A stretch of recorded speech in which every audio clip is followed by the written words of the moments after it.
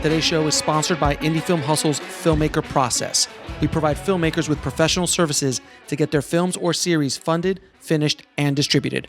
For more information, go to filmmakerprocess.com. Overnight shows up. Tell me what your experience was with that when it showed up, how it happened, all that kind of stuff. All right, how it happened is probably the place to start there. How it happened, first, like sort of blanket statement, this was totally my fault. 100%. I mean, right. Crow, eat. Yes. I should never have even let it happen. Yeah. Never mind, with my friends and stuff. I mean, I had an entourage around me. Mm-hmm. And, that was the guys in the band and a couple of really close friends. We were all at the bar. It was like a social thing. I mean, when I met Mark Wahlberg, it was really funny because he had an entourage too, and our entourage was like mirror images of each other. It's like the two Western guys coming across, eyeing each other. But we really liked each other, and I should have learned more from him. He was really good at dealing with his guys, and I just kind of wasn't, Mm-hmm. Those guys that did the actual documentary were a guy named Mark Bryan Smith, another guy named Tony Montana, a.k.a. Tony the Pants, which is the moniker we gave him. They were friends. They were bros, hanging out. They were part of the gang, and, one of them came up with this idea, pitched it to me, like, you're going through all this stuff now. We start a documentary now. The idea was music and film. Go through the making of the album, the making of the film, and it can become like an educational documentary for kids at film school, which it did. Reasons. Congratulations, guys! You really pulled that one off. So they got together on it, and Mark had just graduated New York Film School, and Tony wanted to be a producer, so they kind of seemed like a perfect match. And they started doing it. But I mean, if I really had the analogy to describe what actually happened, mm-hmm. It's when you invite like 6 of your buddies over to your house to help you build a front porch. Within 10 minutes, everybody's arguing about what kind of screws to use. If the foundation's okay, no, we got to demo the old one out all the way. We got to everybody argue. You get it done at the end of the day, but there's strife, and at the end, you feel like maybe I should have hired a subcontractor for this. Maybe I should have got my hands dirty on this one. Yeah, but basically, it sort of started out well. These guys were like really highly motivated, and they were bros, So when I would come out of wherever I was, and Mark would come out of the bushes, literally with the camera, I'm like, wow, that's some dedication, right? But I took my eye off the ball. What happened was antagonism between all of us. And the documentarians started feeling slighted in a lot of ways. And I can't say they didn't have a point a bunch of times, but I was that naive kid that was like, it'll all work out in the wash. We're all bros. Everything will be fine. Just do your documentary. And it was supposed to be, not what it ended up being. It was supposed to be like this story. And, I think the number one thing those guys would say was like, hey, don't worry. We're your friends. We'd never fuck you. Because they were getting some pretty saucy footage on all. I can't tell you how many times, after a drunken night, one of the guys called me up. All right, band meeting. Get those guys over here. And, erase the tapes. Erase the tapes. Erase the tapes. Crank call. Click. So, it started that way with just these little seeds of discontent. And, by the time we were done going through the whole rigmarole of the movie and the album, it all happened. It was like the hardest 2 years of my life getting all that done, right, and all the ups and downs in it. And then they get their footage and they just like disappear. And, the first thing we all felt was relief. We were like, God, all right, we don't have to have these arguments anymore. We thought they were just taking a break and would come back. But, a year later, this thing comes out.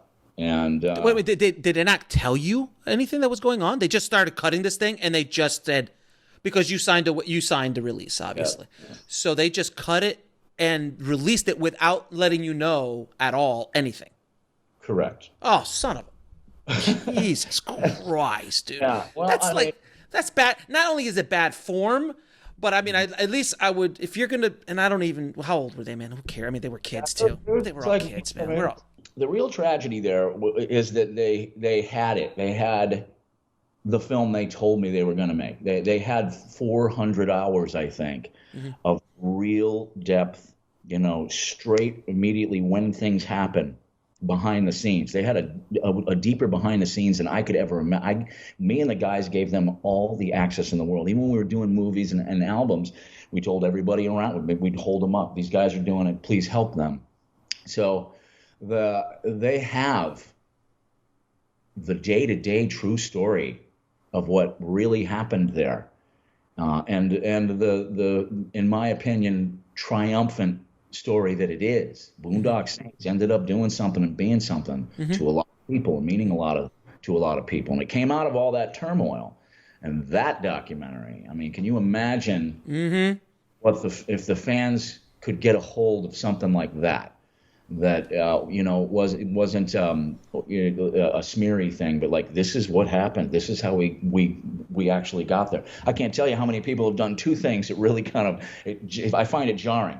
Like a guy will go, "Hey, I saw your documentary last night," and I'm like, "Whoa, that is not my documentary." Why would I direct or release this? Like, who the hell would do that to themselves? And the other one I find jarring is that people kind of there's two things about it. Like what you just said was kind of prophetic. When you're young and in film school and you watch it, you're just like, tale of tragedy. This guy's a maniac. Dismissal. I learned something from this. Don't be a dick. Right.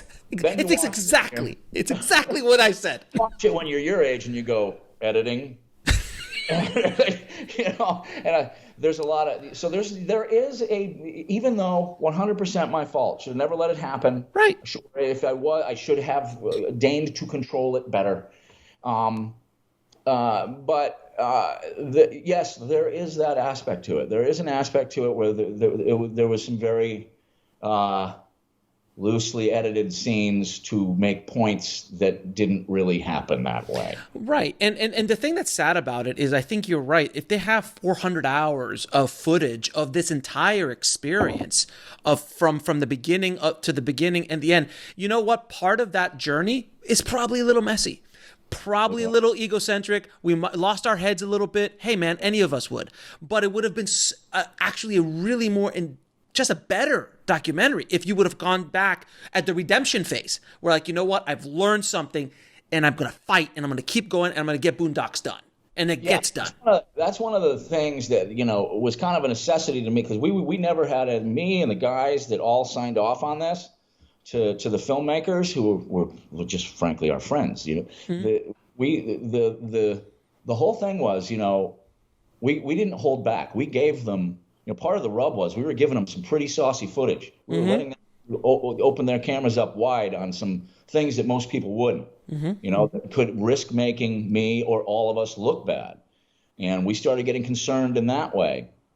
And the shame of it is that they had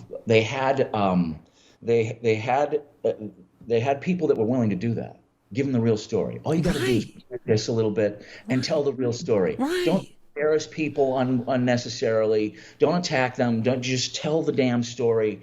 In the way people are. By the way, they're interested in the sensational for about 2 seconds, right? And then it's what depth? What is this saying? What is this teaching me?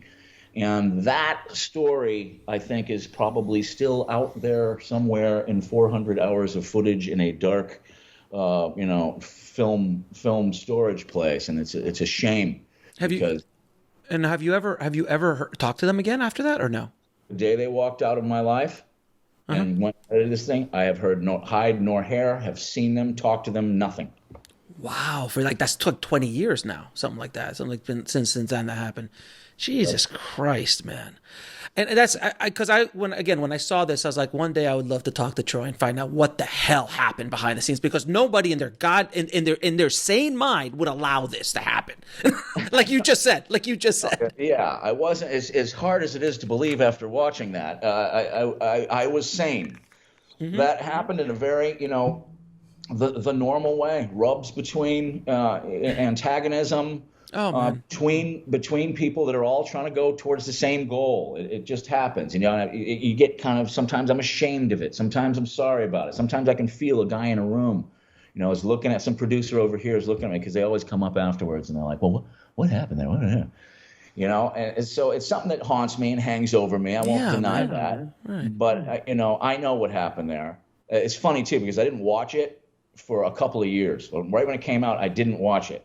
Right. And it was on advice from Billy Connolly. He was like, you know, don't watch it, boy, my dear boy. That way you can just say you haven't seen it. Fuck him. So I didn't. Right. Then it came about, you know, it kind of screwed me in a business deal over here on a project. So I watched it, and there is nothing more boring than watching yourself for an hour. Yeah. I was just like, but then I saw kind of what they did. I was there. I know what really happened. Mm-hmm. And I kind of saw how it was, you know, I'm sure creatively edited together to service, you know, some things that weren't, it gave false impressions here and there. But yes, I did all that stuff. I yelled at all those people. I mistreated people. But you know, the question you have to ask yourself is, can somebody actually do that? And actually, why is everybody throwing money and deals at this kid if he's acting like this 24/7?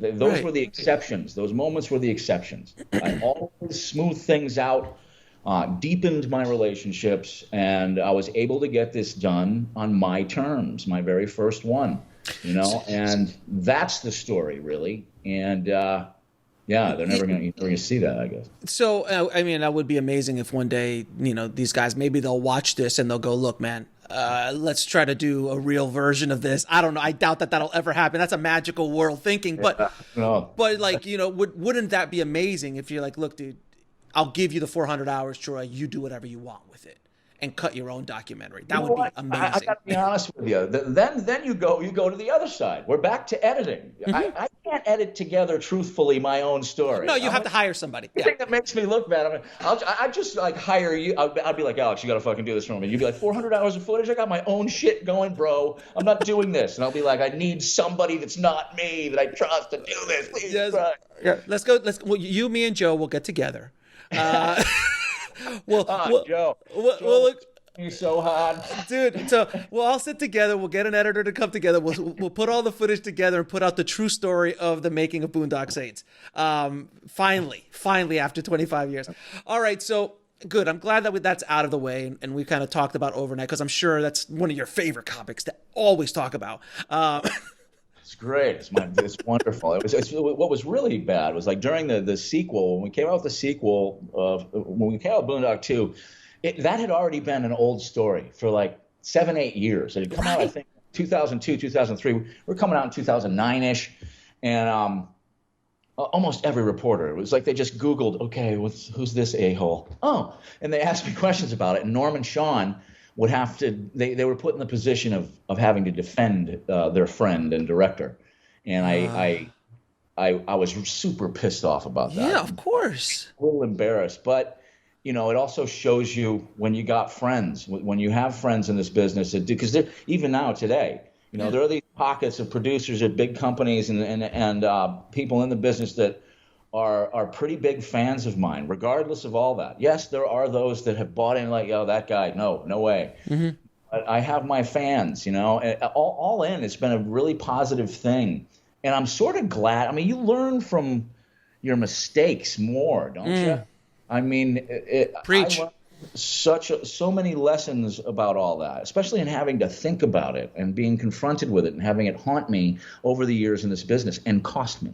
You know, I got to sit back and go, what was the mistake I made? In the pinch of that moment, what should I have done?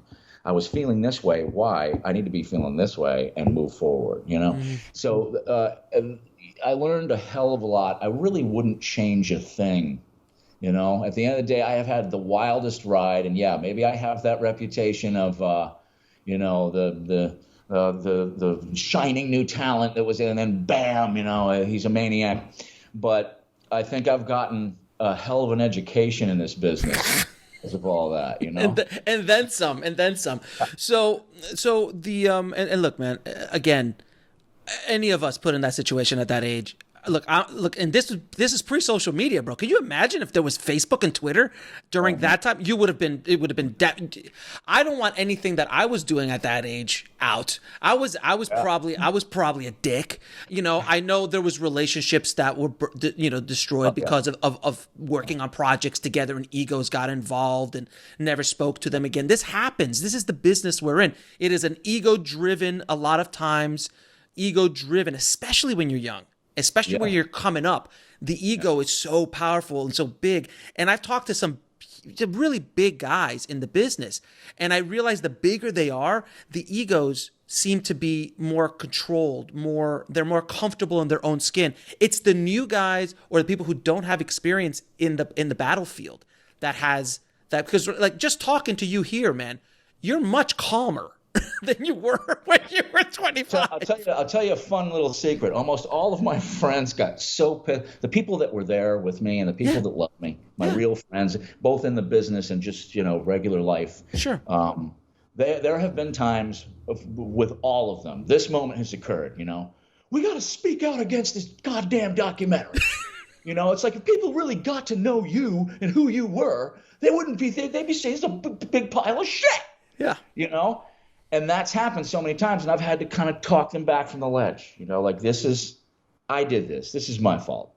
As bad as what you may think of what happened, and as unfair as it is, I did this. And it was the first real punch of ego control came when I understood that we're in control of our own things, that we're the ones that are responsible. Those two guys, completely forgiven and understood. It was me. They lashed out and did something to hurt me because I had hurt them, and that's pretty much all there is to it. And and I don't think the one of the worst tragedies about it is they didn't get anything from it. Really? No. Well, right now, I don't know any projects that these guys are on. It's not like I'm searching around. I got Rocco called me up the other day and said one of them had just kind of totally left the business and retired from it. This was a couple years ago too. So they didn't really get the I don't know if they made out with money, but I know that it didn't make much money. Well, no, it's like a niche of it's a niche of a niche of a niche of a documentary, basically focused on filmmakers, and that's not going to be $100 million doc. So they didn't. I don't think that they benefited or had much success in terms of their lives and careers from it, and I certainly didn't benefit from it, except in a sort of an inner way of understanding. I would argue you got the most out of it, sir, because your inner peace. Sir, that's an important thing. You're right. Oh the growth that has taught as he swigs back a bottle. The inner look. To watch the rest of this interview, head over to indiefilmhustle.com.